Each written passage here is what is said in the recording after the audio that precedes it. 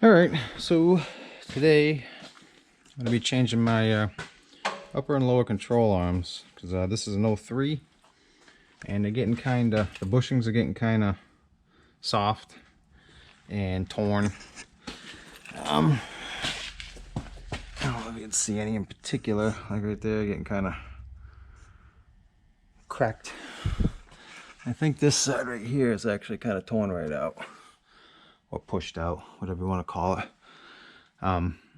So I'm actually gonna do both sides, but I'll only film one. I'll probably just film this side.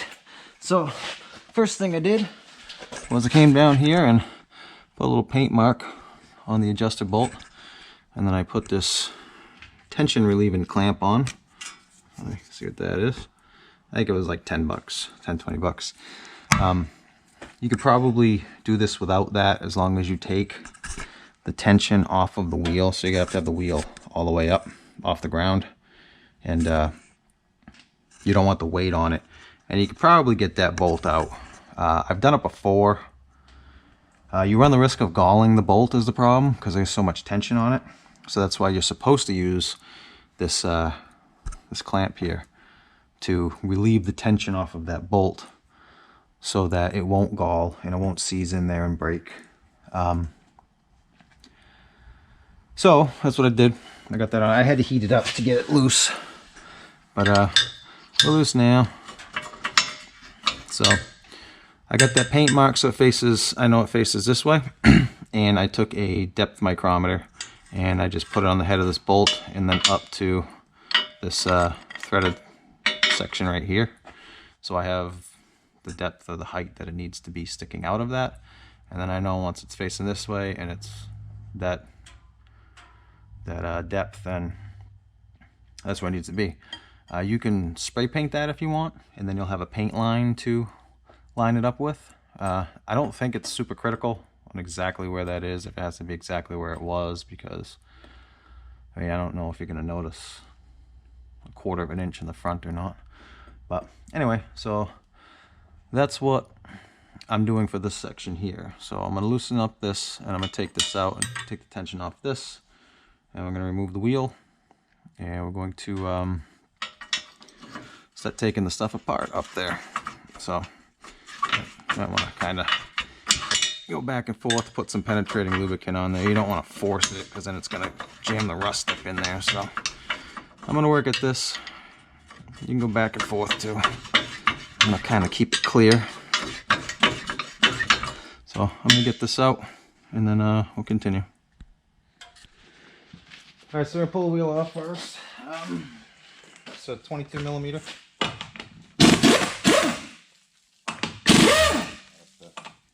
So anyway, you got to take the axle out. So we got to get this cap off. It's already kind of been loosened once or twice in the past, so that comes off relatively easy for me. It's the first time for you. It's probably going to be pretty difficult to get in there. But anyway, so you got a screwdriver, a chisel, or punch or something in there, and then try to get it out. I'm not sure what that nut is. It's usually 36 millimeter, but I didn't bring my 36 millimeters, so I got to find one that'll fit with what I got here. It's like 1 3/8 will fit.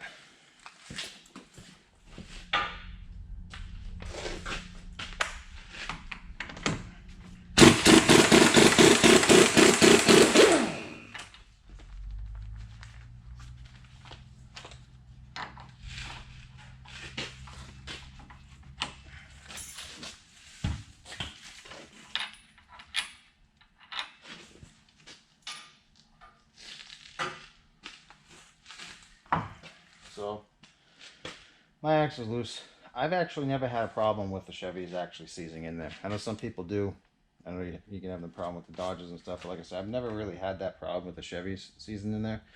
Probably because you have to change the wheel bearings or the drive axles so many times that it never really gets a chance to seize. But anywho, so we're going to take the inside bolts off the flange. I believe they're 15 millimeter. So I go to 15, put a swivel, come in there, whatever angle works best, and pull them out.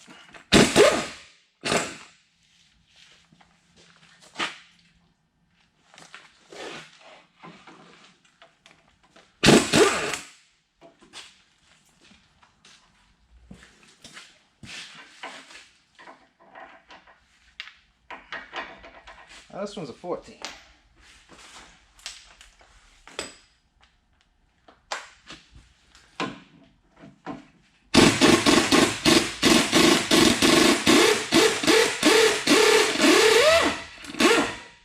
Oh my, I can't believe that happened.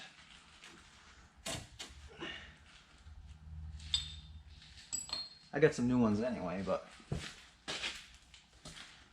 that surprised me. So, I don't know what you can see in here. Probably not too much. Let me get this light over. Alright, so I just took the steering stabilizer rod out. So I'm going to pull this axle down, now that I broke it free, tip it to the side, and then shoot it out the back. Maybe. Right there.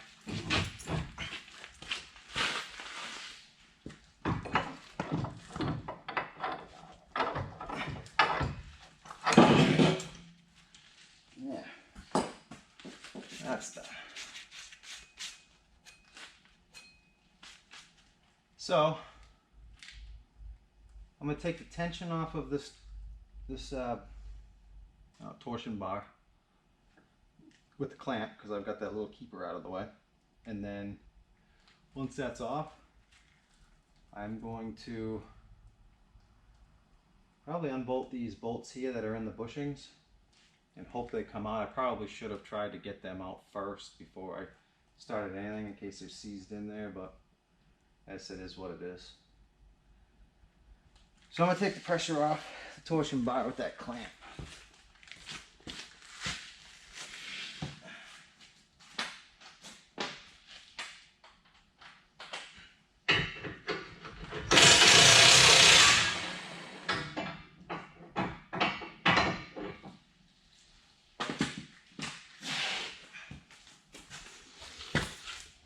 Here's that.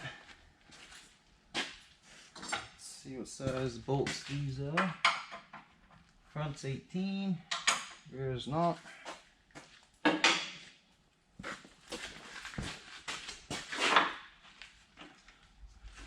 the nut's 24 and the head is 18.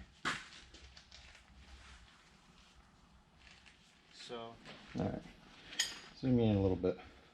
So, take these two bolts off. I'm going to take the nuts off first and then see if I can spin the bolts in there.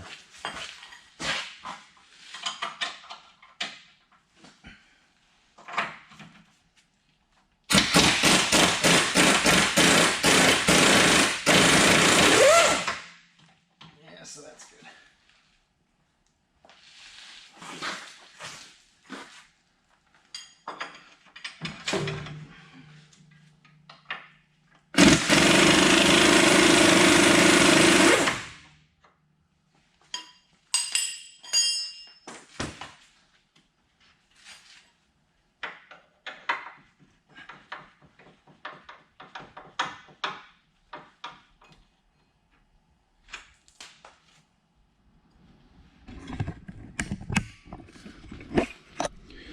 So I got over here, come in to the shock. I gotta take the shock off, and then these bolts are loose. They're there. Let's take the shock off, and then the lower ball joint bolt or nut. Zip that off, and then that should come right out. I mean, we'll probably have to wrestle it with this torsion bar here to get it finally out. I might put a mark on it just so I know exactly where it's supposed to be and it doesn't get turned. I don't know if it makes a difference, but I'll probably put some paint marks on there, some reference marks. Looks like we're going to be close with hitting that plow frame.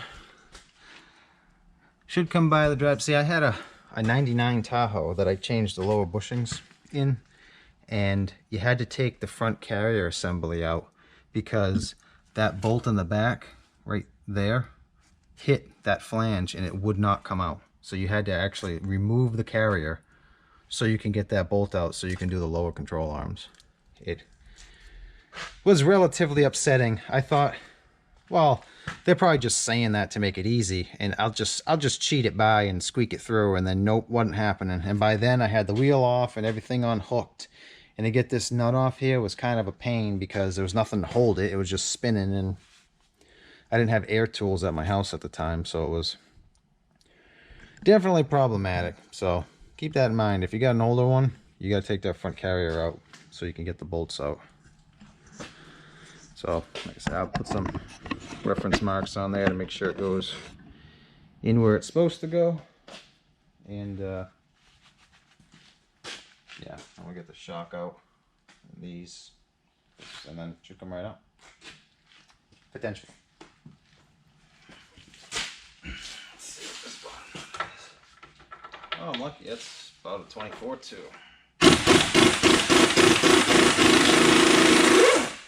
And if it ain't, it's 24 enough. Let's make it smaller.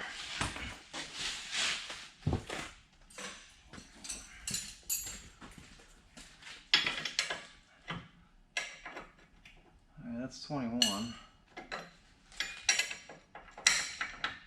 Looks like that's 21. 21.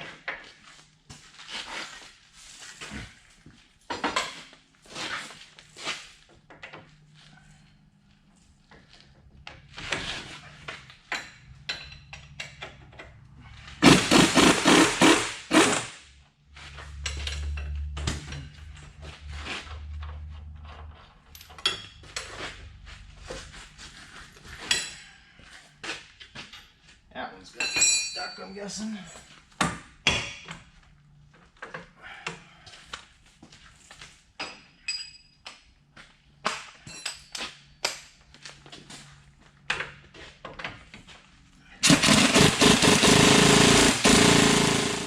Sure, that's just spinning in the bushing.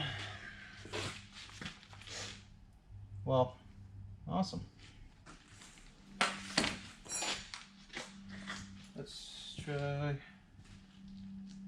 putting the nut back on and maybe persuading it out. I don't know.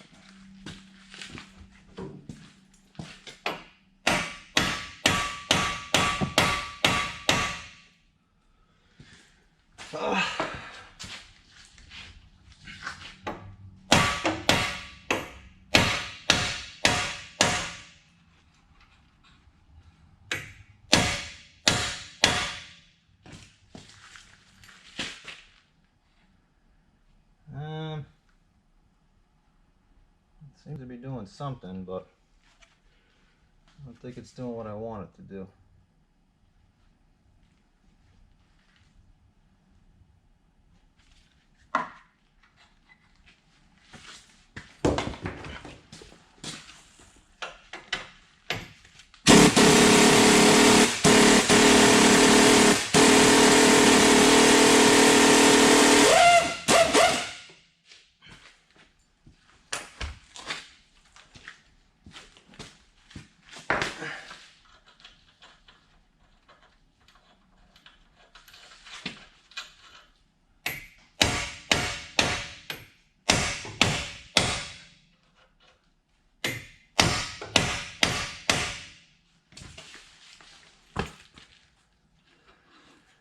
That's coming.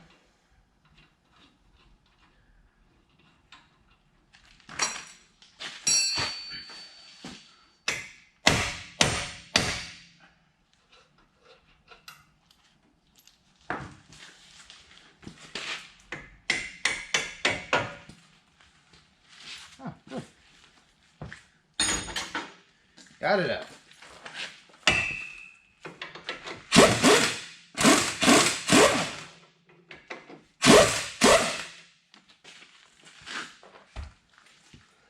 So we got the shock loose. We got these bolts loose. So I gotta get this ball joint loose, and then it should come out.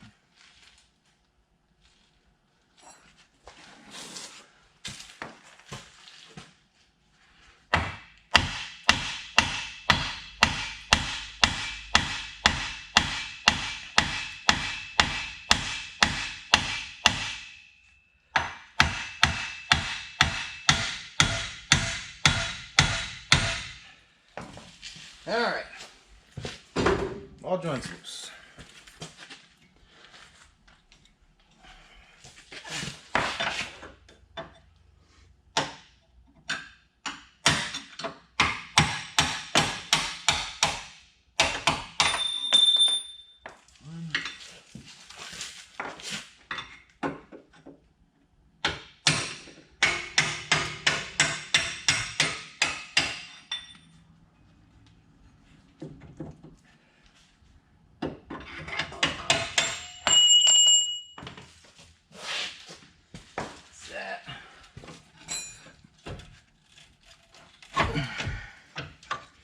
So,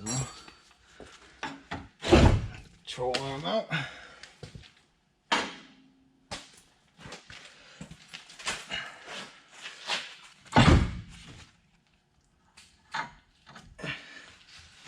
There's that.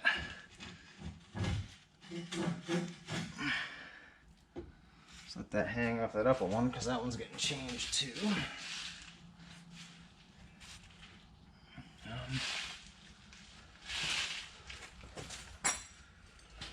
Let's try open this up here.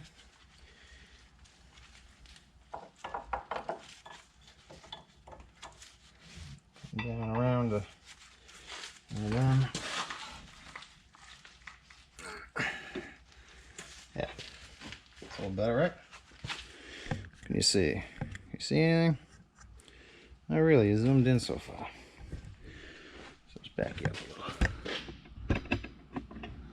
So,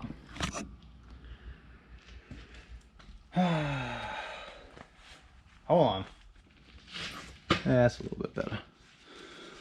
So now I gotta get that torsion bar out of the hole so we can get that off.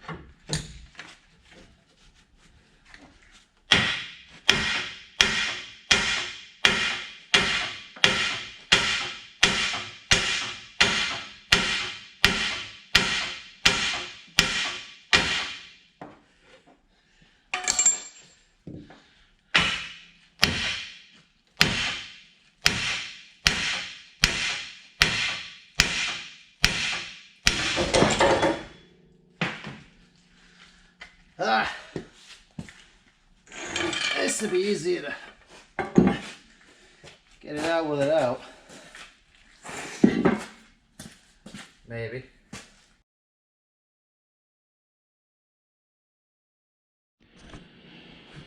Alright, so I'm going to give you the torque specs now so I can just kind of run through and put this back together. So front suspension, shock absorber, upper mounting nut, 15 foot-pounds, lower mounting bolts on two-wheel drive, 19 foot-pounds, lower mounting bolt and nut, four-wheel drive, 59 foot-pounds. So if you're doing what I'm doing, the lower shock mount bolt is 59 foot-pounds. Lower control arm pivot bolts and nuts, 99 through 02, 110 foot-pounds, 2003 two-wheel drive, 107 foot-pounds, 2003 four-wheel drive, 110 foot-pounds, 2004 and later, 129 foot-pounds. Ball joint to steering knuckle nut, 99 2000, upper 37 foot-pounds, lower 74 foot-pounds. Ball joint to steering knuckle nut, 2001, upper is 74 foot-pounds, lower is 101 foot-pounds. And then 2002 and later, upper is 37 foot-pounds, lower is 74 foot-pounds. That doesn't matter. Stabilizer nut.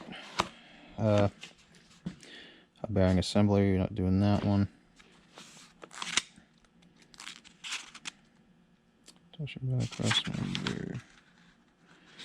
Alright, steering.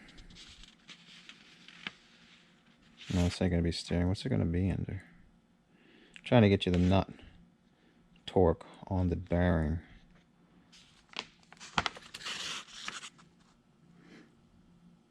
Drive axle hub nut, 177 foot-pounds on four-wheel drive models.